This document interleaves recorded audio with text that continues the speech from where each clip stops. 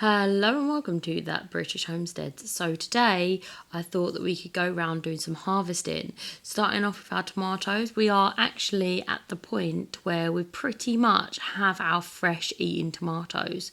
This is a determinate type of tomatoes, you can see the difference between those two. This is an indeterminate type, so it's vining, but both are starting to produce in. We're only getting cherry tomatoes at the moment, but cherry tomatoes of all shapes and sizes and colours, which is pretty awesome. But it is pretty cool that we're getting them later on in the seasons when you get your slicers and your beefsteak tomatoes. Those are getting huge but are still very, very green and waiting to be produced. My green zebras tomatoes obviously are green, but they're still ripening up. They're still getting to a really good size though, so it'll be super exciting when we have those in as well and we can do a little bit more canning, etc. At the moment we're super excited about having a mix of all these coloured tomatoes, just basically for snacking, etc. Also getting some chilies, which are really cool to have. These chilies were quite mild, but they're really nice to be able to have chilies so that you can add them into foods. I actually made a spaghetti bolognese and stuck a chili in there. So it was really nice to have the fresh tomatoes to go in there, bolognese, we grabbed an onion, etc. It's really nice this time of year that you can go down to the allotment and just harvest what you need to harvest and then make that into a dinner. I got some lovely courgettes as well, which is very exciting. I got this beetroot, which was massive. It's actually one of the best beetroots I've grown, which I thought very exciting. And this is not a watermelon, no, it is not. It is a courgette or zucchini. So I got two of those bad boys. I quite like them at this size-ish. I haven't grown a round courgette for a little while, and a little patty pan which went into the bolognese. It's really nice to have all of these vegetables. Like I said, I feel rich when it comes to vegetables. And then we decided to grab some cucumbers. These cucumbers are called Telegraph. They are what we call British cucumbers. I don't know if there's an actual name for them, but they're slicing cucumbers, so you can use them in sandwiches and salads and all sorts of things, and you don't have to remove their skin, which is good. They're like the normal cucumbers that you find down the shop. I do think they taste better than going down the shop and getting them there. And also, we get absolutely loads of them. Start off with two quite decent sized ones. The only reason why they're yellow at the bottom is because obviously they were laying on the floor. If you do grow them vertically, you get the dark green colour all round. You also get less blemishes, but we're not bothered by that. I quite like them growing along the ground because I tend to get more of them. I think anyway, I've grown them vertically a few times and I haven't got as many cucumbers from as many plants. So as you can see, they are really starting to burst. I do think the extra warmth from the frost cloth is really helping in this aspect. And I think that it'll be super good to have all of these lovely cucumbers. I'm just walking around having a little look and deciding whether they are ready to be harvested or not. There was absolutely loads of small cucumbers, but there was only a few that were quite ready, and there was one that was absolutely massive and it got stuck under the black plastic, so I was like struggling with it. There we go. And it's absolutely huge, it was. So the idea of getting them is to try to get them before they get too huge, but like I said, there are absolutely tons of little cucumbers on there and loads of lemon cucumbers, which were a massive harvest for us last year, which is very exciting, I do know. But we are rich when it comes to cucumbers. I don't even know what I'm going to do with all of these, but look, that is one massive cucumber. I'm hoping it won't be bitter. And a cheeky carrot. Oh! And I spent ages telling you that I couldn't grow carrots. Look at that vibrant carrot bed. There's like 3 carrots in there. Use that for bolognese as well. But this whole entire patch here are potatoes, and I did get about, I think it was 13 kilos of potatoes, and I only harvested, well, most of the bed. No, I lied. 14 kilos of potatoes. So I had it written on my phone somewhere. So my last bed was 13 and this one's 14, and I've done all but like a row and a bit of these potatoes, so I do have a few of them, but I'm telling you, all of these potatoes were pretty decent sized. None of them were tiny little potatoes, which is a little bit, it is good and it's bad because you keep the ones that are about the size of an egg for seed potatoes. So although it was amazing to get so many potatoes, I'm super excited about that, but we don't really have that many from this bed to resow for next year, which was a little bit rubbish. However, we have absolutely huge ones for jacket potatoes, roast potatoes, and like pretty decent ones that you don't feel like, oh, why am I peeling this? But this is really exciting. And I'm telling you, right, that potatoes that you buy from the shop taste like nothing. Whereas the potatoes you get from an allotment, they're really nice. No, they have a really lovely flavour. And if you think that potatoes don't have flavour, they really do if you homegrown them. And I was reading this list today where it says that potatoes aren't worth growing because they're so cheap to buy. And I'm like, no, my friend. Potatoes are worth buying because you can't buy a potato in the shops. They just don't taste the same. It's like the same list listed tomatoes as not worth growing. And you're like, oh my goodness, have you tasted the difference between a tomato you grow yourself and a tomato you buy? It's like, there's no comparison, is there? So there's Jasmine whispering, yeah, there is. So yeah, I was going through this and I was really, really happy with it. I have to say that the foliage this year has been absolutely rubbish. And I was like really worried that we were going to get no potatoes, but it seems that although the foliage was absolutely rubbish, this has probably been the best size potato year that we've had, and which was really exciting. Now, we did get a lot of red ants, and it feels like every time I got like loads of potatoes to harvest, there was so many red ants and nest and all their little babies and things like that in it, which was a little bit grim. But some odd reason I'm wearing gloves, and the only reason I wear gloves in the garden is normally because I'm using wood chip, and there are little spiky bits in the wood chip, but this wood chip is broken down so beautifully. And I haven't used any liquid fertilizer on there at all. I've pretty much just used the powdered stuff that you saw me put in when I first put these in, and I believe that was blood fishbone meal, and I use some chicken manure as well, which I have run out of. I had to buy some more. I buy it in 20 kilos, so it lasts for a very long time. But considering I only put a handful of each in, they have grown so well. Honestly, I'm shocked because you always hear people saying, oh, remember to put your liquid fertilizer on, and I haven't used any liquid fertilizer, and they've just been amazing. In fact, I feel like this is like the done thing now. I'm going to have to rewatch that video when I get to harvest them, sowing them again next year.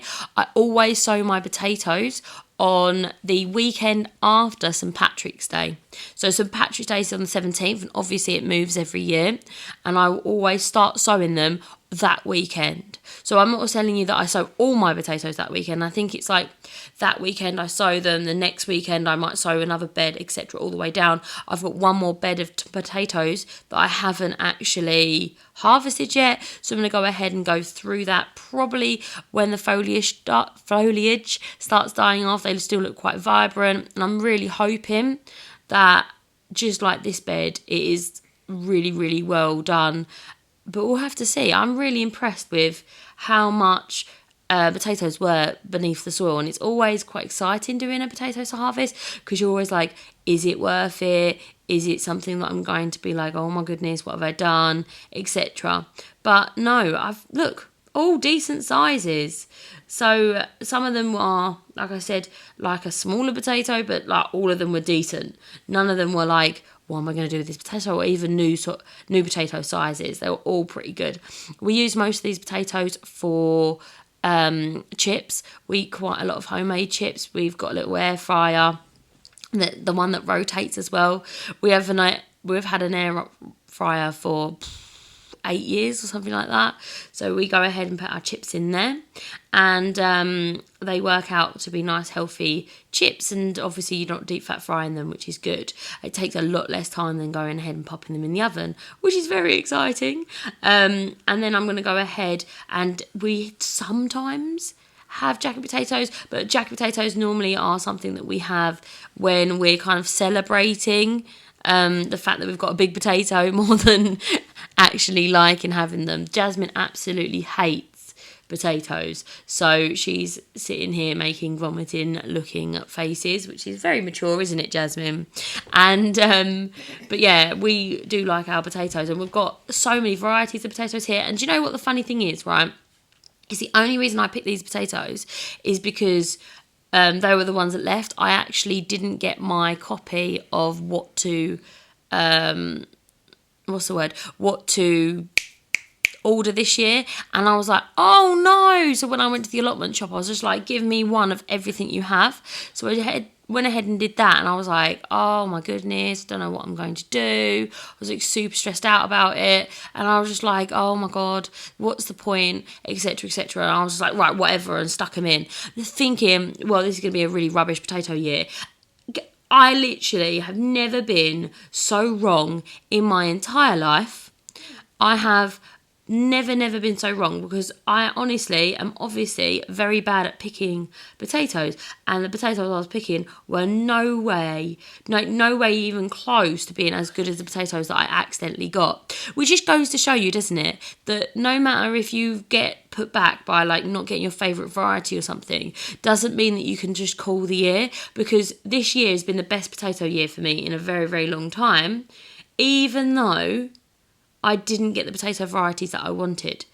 In fact, the potatoes that I did get that I wanted, which were the salad blue potatoes, have done a bit rubbish. I had lots of salad blue potatoes, and I'm not getting very many of them. So I think I'm going to knock those ones on the head and focus on the ones that have the high yield to them, because like I said, it's really nice to have them. And what we're going to do, which I'm already doing, I've just gone ahead and popped them into my kitchen at the moment, and I'll go through them and I'll pick out any ones with like little blemishes on them, like little slug holes, etc., because we grow completely organically, so we don't put any slug pellets down or anything like that.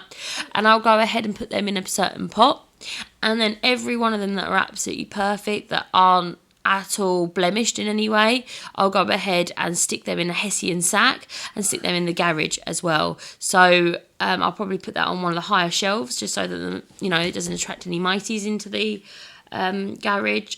But I think it's going to be a really good way of ensuring that we have potatoes for the next couple of months. Now, we do go ahead and store them as long as possible.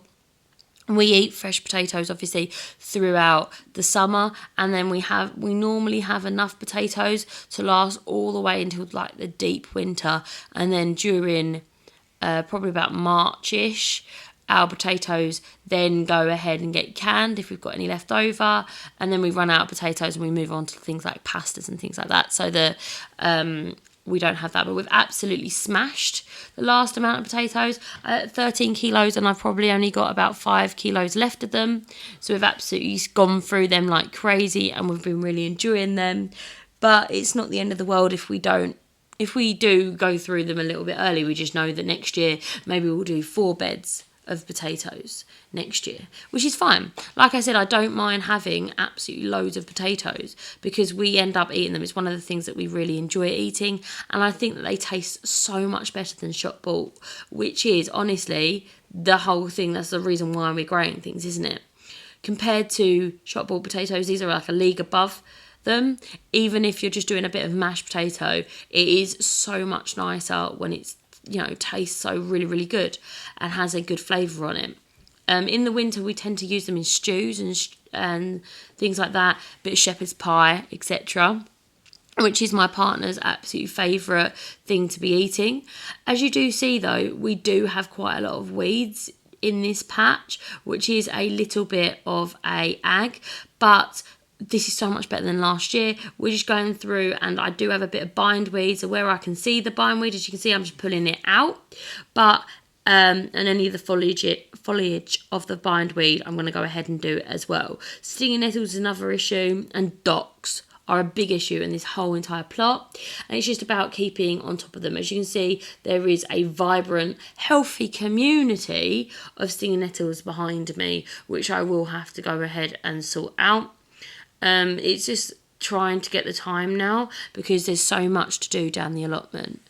But weeding is a priority. I'll probably tackle that very soon. Perennial weeds are like the biggest issue that I have down the allotment. I don't really have an issue with any annual weeds, on the basis that annual weeds are pretty much completely cured by mulches or black plastic, etc. It is the perennial weeds. Now remember that this particular allotment hasn't had anyone cultivate it in 4 years before me. So you can imagine how of a foothold they got in that time. And I know the last few occupiers of this particular allotment gave up due to the weeds and couldn't cultivate it, because it is difficult to keep on top of. So they only cultivated a small portion of it, or gave up after tilling it a few times. Now, it is difficult to get back to a good level to get rid of these perennial weeds. However, it is doable, and every single year I'm getting a little bit more on top of it. And I'm telling you, the last year there was absolute weeds everywhere, and I just found like I was really overwhelmed by them. This year it's a little bit better, and the year before that, when I took over the allotment, so I picked up this allotment. I've had it for a year, but in the Octobers, you see what I mean? So it was like the last season, it was so much worse. It was the summer I didn't have it, the weeds were taller than I was, and you could just see every so often you'd see a load of weed seeds whip across my allotment patch on the other side. And I think that's the thing that really sort of wound me up the most, is because I had so many weed seeds coming across and going all over my plot, which is a bit annoying. Alright, thank you so much for watching, and I'll see you next time. Bye bye. I hope you like and subscribe. See you next time. Bye bye.